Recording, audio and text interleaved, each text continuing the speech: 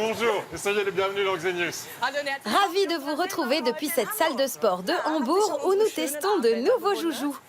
Ces petits bracelets très design sont en réalité des capteurs bourrés de technologies qui mesurent notre rythme cardiaque, le nombre de pas effectués et nos heures de sommeil. Un Français sur 10 utilise ces objets intelligents conçus pour collecter et quantifier nos données de santé. Cela équivaut tout de même à plus de 6 millions de Français devenus des adeptes de l'auto-mesure. Un engouement qui touche la planète tout entière. Et ces informations sur soi-même, oups, on peut ensuite les consulter sur son smartphone. En tâchant d'être moins maladroit que Pierre. Tout comme nous, plus de 12 millions d'Allemands ont l'œil rivé sur leurs statistiques de fitness, générant une masse d'informations qui intéresse aussi les complémentaires santé et les assurances. Mais qu'en est-il de la protection des données ? La e-santé et la médecine connectée progressent. Mais quels en sont les avantages et les inconvénients? Avec Xenius, nous faisons l'expérience. Avec cette technologie s'ouvrent de vastes perspectives et, dans la foulée, un vaste marché. Les salons du fitness, du sport et du self-tracking sont parmi les plus courus du moment. Le best-seller, les appareils de mesure connectés sous forme de bracelets dont le prix oscille entre 50 et 150 €. L'offre est pléthorique, même s'ils mesurent tous plus ou moins les mêmes paramètres. Die Herzfrequenz, Tracks all your activities, checking your heart rate. Die Kalorien werden berechnet. die Distanz, die ich bereits zurückgelegt habe. La technologie des objets connectés évolue sans cesse. Ces derniers proposent un maximum de fonctionnalités pour un minimum de poids et d'encombrement à destination d'un très large public.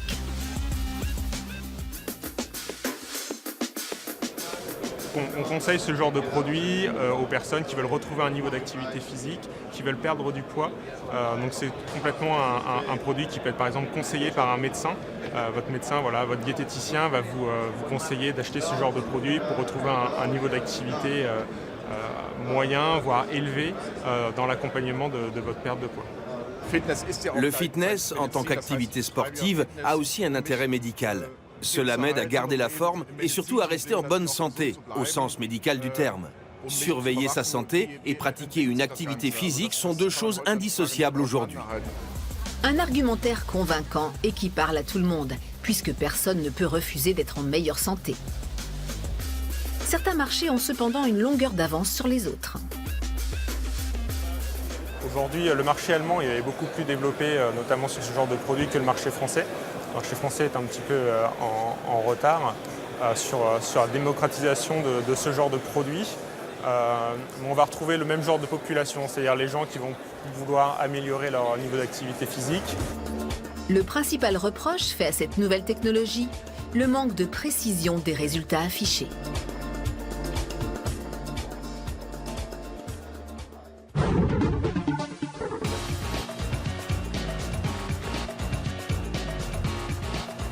Tu as fini? Oui, je descends du tapis.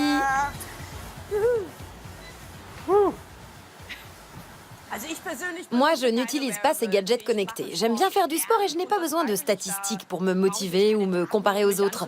Je me contente d'être à l'écoute de mon corps. Oui, je m'en doutais. Moi, comme tu le sais, je possède un bracelet de self-tracking. Mais ce n'est pas pour tenter de battre des records. C'est juste que ça m'amuse de pouvoir comparer mes performances d'un jour à l'autre. Ah, et tant mieux si tu y trouves ton compte. Moi, c'est surtout maintenant que je vais m'amuser puisqu'on va comparer nos données respectives. Dörte et moi avons en tout 4 bracelets. Nous les avons mis en marche ce matin et il est temps de voir ce qu'ils ont enregistré. Selon ce bracelet, j'ai fait 7393 pas aujourd'hui. Quant à celui-ci, il m'indique seulement 7109 pas. Pierre, et toi? Petite différence, chez moi le premier bracelet indique aussi plus de 7000 pas, mais l'autre 5916. Mais non! Ça fait un écart de taille quand même. 4 bracelets de 4 marques indiquent 4 résultats différents. Ah bah, il va falloir que tu cours encore un peu, Pierre, histoire de rattraper ça. Selon ce bracelet, oui.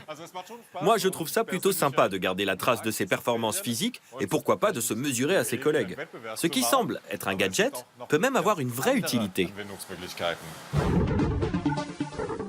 Offrir Offrir un soutien médical par le biais des nouvelles technologies et des objets connectés, c'est ce que propose une compagnie d'assurance allemande avec un nouveau programme.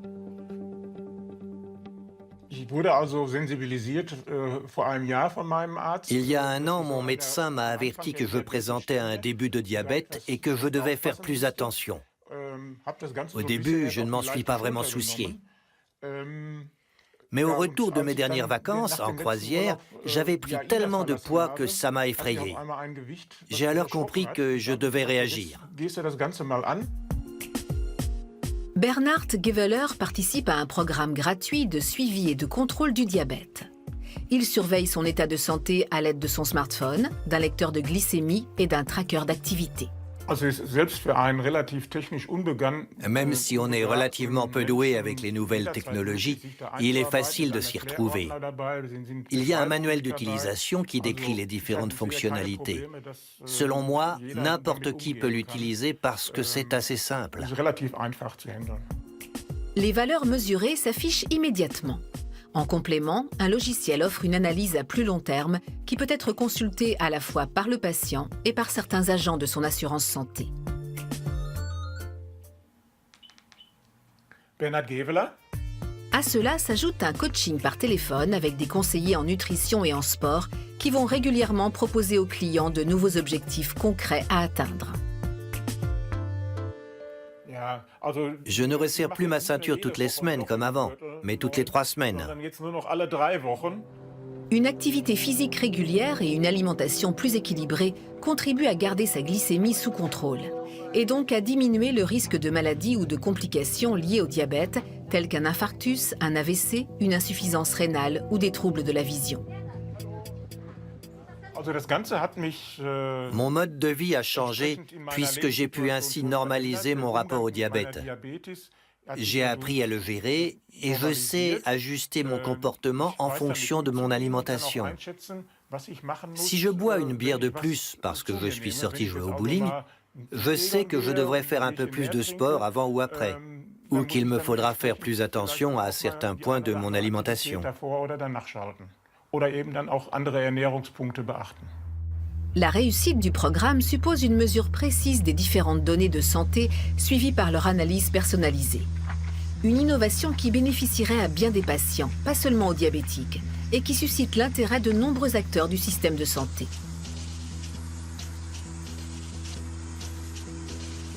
En Allemagne, depuis 2015, la Caisse publique d'assurance maladie AOK Nordost subventionne l'achat d'objets de santé connectés.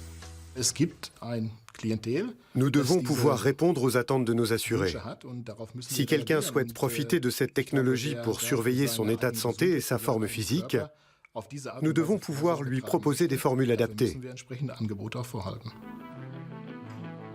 Cette caisse d'assurance maladie a été la première à s'engager dans cette voie, bientôt suivie par d'autres.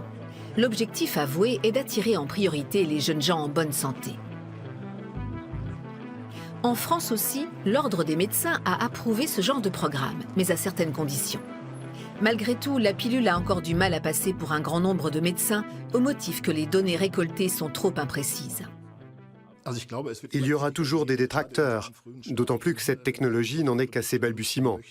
Mais certains de nos assurés apprécient de pouvoir utiliser ces objets intelligents. Et en définitive, c'est le client qui décide. Pour les compagnies d'assurance santé, c'est un nouveau modèle à intégrer. En France, il n'est pas encore certain qu'elles suivront le mouvement. Comme vous le voyez, Pierre se dépense encore un peu puisque l'un de ses bracelets a affirmé qu'il n'en avait pas fait assez. Et nous avons été rejoints par un journaliste spécialiste des données, Marco Maas. Bonjour. Bonjour, est-ce que vous aussi vous possédez un tel bracelet? Oui, je crois bien qu'au total, j'ai dû en acheter 5. 5? Mais aucun ne m'a satisfait. Alors j'utilise mon smartphone qui comptabilise aussi bien, voire mieux, le nombre de pas effectués par jour. Il a aussi des capteurs? C'est ça. Des capteurs qui permettent à l'application de détecter l'inclinaison imprimée au smartphone. Et elle définit que ce mouvement correspond à un pas, celui-ci à un tour de roue de vélo, etc. Les bracelets d'activité fonctionnent de façon similaire. Quand le bras effectue un va-et-vient, il l'interprète comme un pas. On vient de constater que ces bracelets n'étaient pas d'accord entre eux, qu'ils affichaient des résultats différents. Pourtant, à mon poignet, ils ont tous deux fait la même distance, ou plutôt subi le même nombre de pas. À quel point ces gadgets sont-ils fiables? Ils sont formidablement imprécis, surtout ces bracelets, qui réagissent notamment à l'amplitude du balancement du bras. Or, chaque fabricant détermine ce qui sera interprété comme un geste. Ceci est un pas ou ceci est un pas. Sans compter que si je passe ma journée à marcher, mais que je garde les mains dans les poches, il se peut que le bracelet ne détecte pas un grand nombre de pas. Vous êtes en train de me dire que là, je pédale pour rien? Faire du vélo n'augmentera sûrement pas votre nombre de pas. Ah zut! Il détecte quand même son activité, non? Oui, parce que le bracelet va mesurer sa tension sanguine et d'autres paramètres. Je pense que l'effort se reflètera malgré tout. Et au bout du compte, que deviennent toutes les données qui ont été collectées? Ces informations sur notre temps de sommeil, sur les calories qu'on a brûlées, etc. Tout dépend du prix qu'on est prêt à mettre, de la plateforme utilisée et du fabricant chez qui ces données sont sauvegardées. Généralement, elles sont stockées quelque part sur le cloud.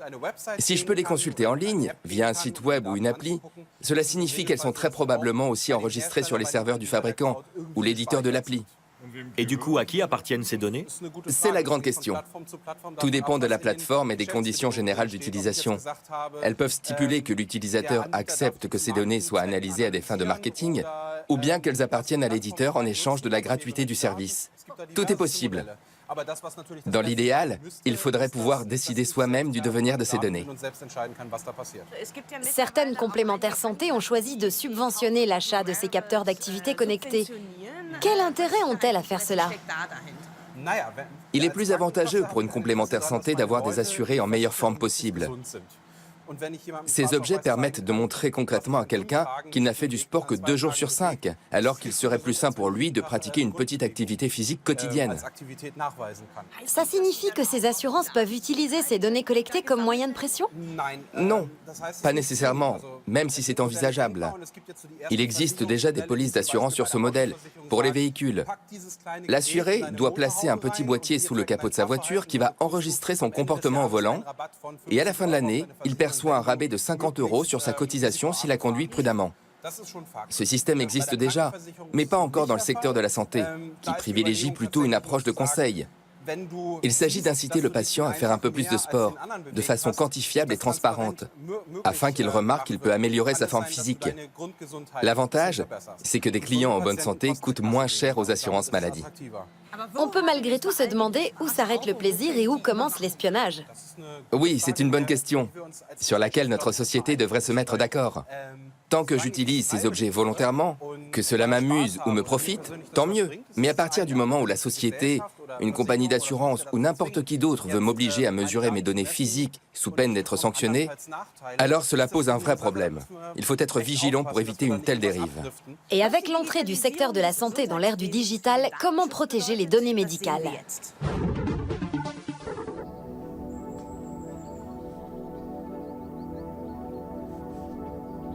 La grande majorité des objets connectés et des applis fitness ne se contentent pas d'enregistrer les kilomètres parcourus et les calories brûlées.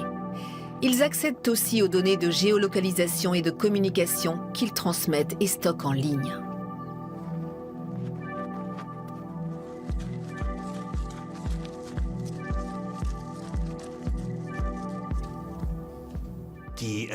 Quantifier soi-même son mode de vie est devenu banal, en particulier pour les jeunes générations. Ils ne se posent même pas la question de ce qui peut arriver ensuite, si par exemple ces données sont combinées aux autres données présentes sur leur smartphone. C'est pourtant ce que font les grandes sociétés de l'Internet, en dépit des risques qui se posent. En Allemagne, seuls 2 fabricants d'objets intelligents ont décidé de renoncer à la sauvegarde des données en ligne.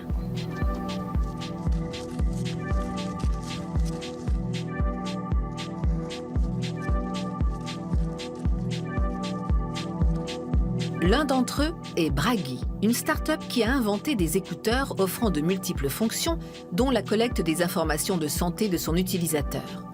Des données sensibles stockées uniquement sur l'appareil.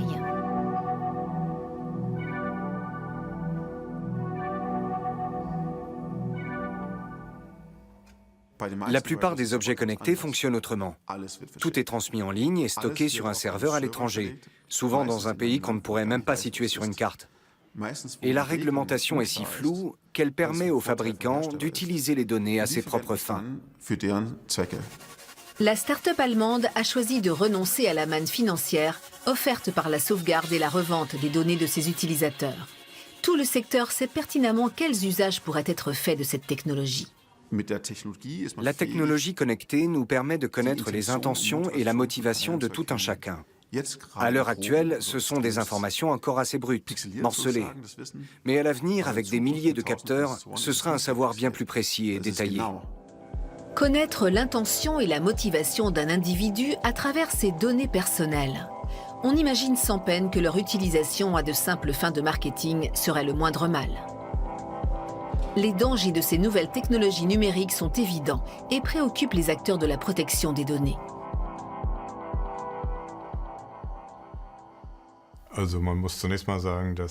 En premier lieu, il faut savoir que cette technologie et ces gadgets sont incroyablement populaires.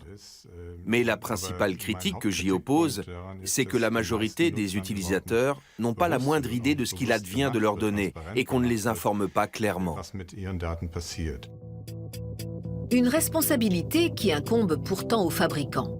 Mais ceux-ci sont rarement soumis aux règles européennes assez strictes. Est-ce donc à l'utilisateur lui-même de veiller à la sécurité de ses données personnelles ? On réclame souvent que chacun d'entre nous, en tant que citoyen, puisse garder le contrôle sur ses données. Mais cela ne peut pas fonctionner.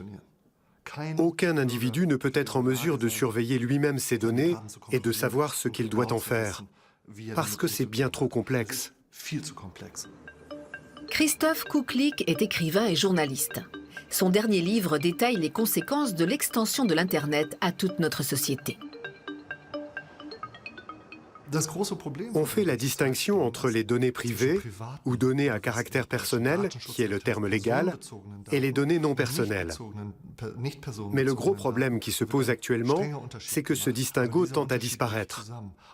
Et on peut déjà en apprendre beaucoup sur un individu, rien qu'avec des données non personnelles.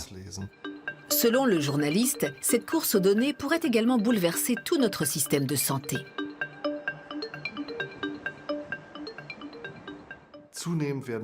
Les primes et les prestations des assurances reposent toujours plus sur les comportements individuels, qui sont facilement quantifiables et faciles à évaluer, qu'il s'agisse du fait d'aller dans une salle de sport ou de surveiller son alimentation et sa tension. Cette approche va modifier en profondeur tout le secteur de l'assurance et de la sécurité sociale de notre pays. Les prestations dépendront largement de notre mode de vie, ce qui est un changement radical par rapport au système actuel. Et qu'en disent les gouvernements ? Depuis des années, un débat houleux anime l'Allemagne sur la carte de santé électronique. L'ancienne ministre de la Santé, Ulla Schmidt, prévoyait son déploiement pour 2006. Tandis que les Français utilisent depuis 1998 la carte vitale, l'Allemagne hésite toujours.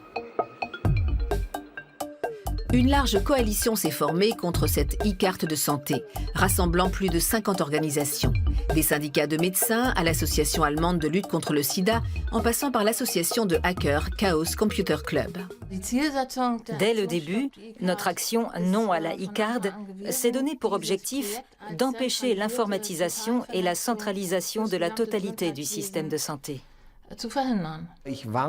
Pourquoi être alarmiste ? L'informatisation existe depuis longtemps dans des secteurs clés, y compris celui de la santé. Mais il s'agit souvent de systèmes isolés, qui n'offrent pas l'utilité d'une centralisation informatique, c'est-à-dire l'optimisation du flux de données pour le bien des patients. Pour le bien des patients, en est-on sûr ? Il est presque inéluctable que notre mode de vie sera un jour quantifié et analysé pour évaluer notre risque de maladie. Mais est-ce une bonne chose pour autant ?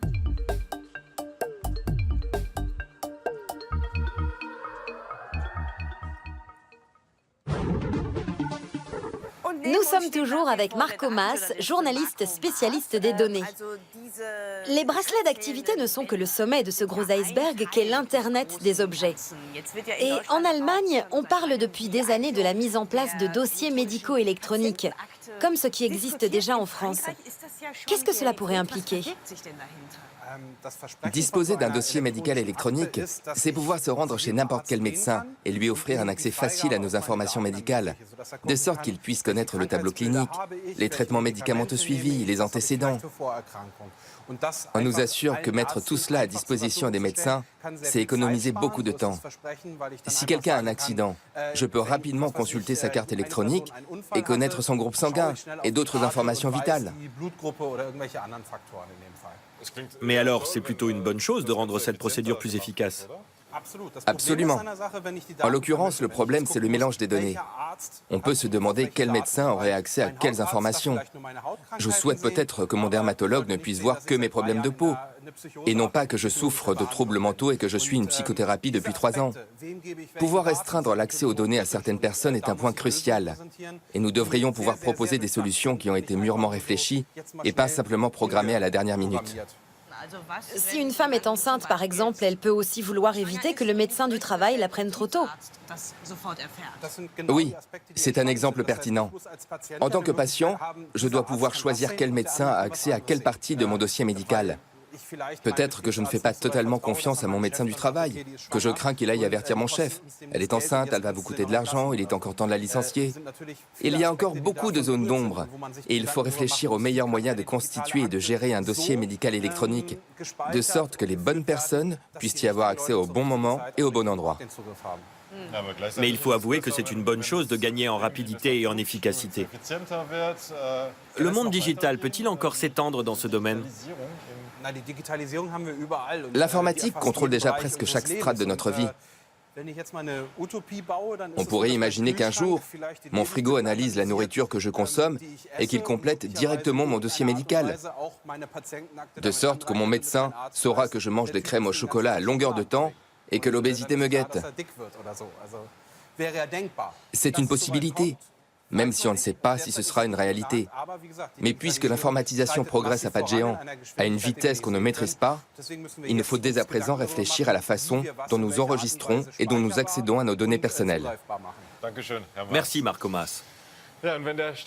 Porter un stéthoscope ou un cardio-fréquence-mètre en permanence dans sa poche ou à son poignet, qui serait aussi consultable à distance, cela pourrait chambouler le déroulement des consultations médicales.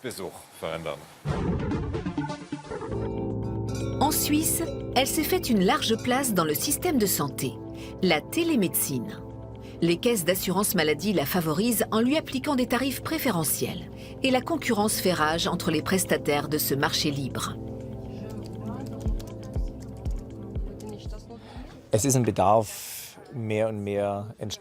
La population a exprimé un besoin croissant de pouvoir joindre un médecin à n'importe quelle heure. Et en créant cette société, nous avons répondu à ce besoin. C'est un service que nos clients apprécient grandement. Les prestations médicales s'appuyant sur les technologies de e-santé gagneront probablement aussi du terrain en France et en Allemagne dans les années à venir. La télémédecine intéresse l'hôpital de la Charité à Berlin qui a étudié l'efficacité du traitement à distance de malades cardiaques dans les régions où les structures médicales font défaut.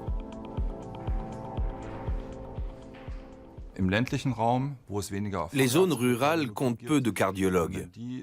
On pourrait imaginer de les faire intervenir à distance, en association avec le médecin de famille, qui est évidemment indispensable, et un centre de médecine universitaire. On créerait ainsi un réseau étroit de surveillance qui compenserait la disparité d'accès aux soins entre les régions.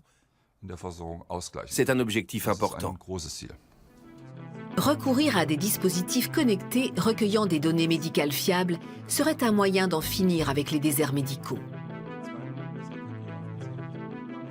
La télémédecine est globalement bien reçue par les chercheurs et est toujours plus prisée pour le suivi médical.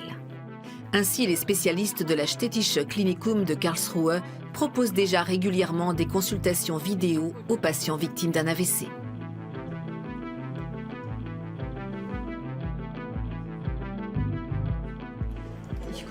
Je regarde votre scanner et je ne vois aucune hémorragie. La télémédecine a également déjà fait ses preuves en neurologie, en cardiologie et pour le suivi psychologique en cas de dépression.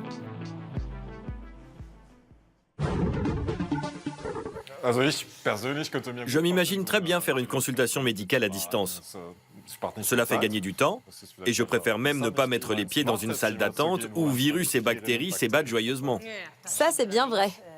Même si je crois que la télémédecine ne peut pas remplacer un vrai tête-à-tête entre un médecin et son patient, c'est une alternative qui peut être très utile. Et à l'avenir, nous utiliserons sans doute toujours plus d'objets connectés pour veiller sur notre santé. Reste à espérer que la protection de ces données sensibles sera garantie. En attendant, Dörte continue à aligner les kilomètres. Oui, parce que Pierre me talonne. Et pas question qu'il me rattrape. Tu aimes la compétition, avoue. J'aime surtout te faire marcher. À bientôt, salut. À la prochaine, c'était curieux.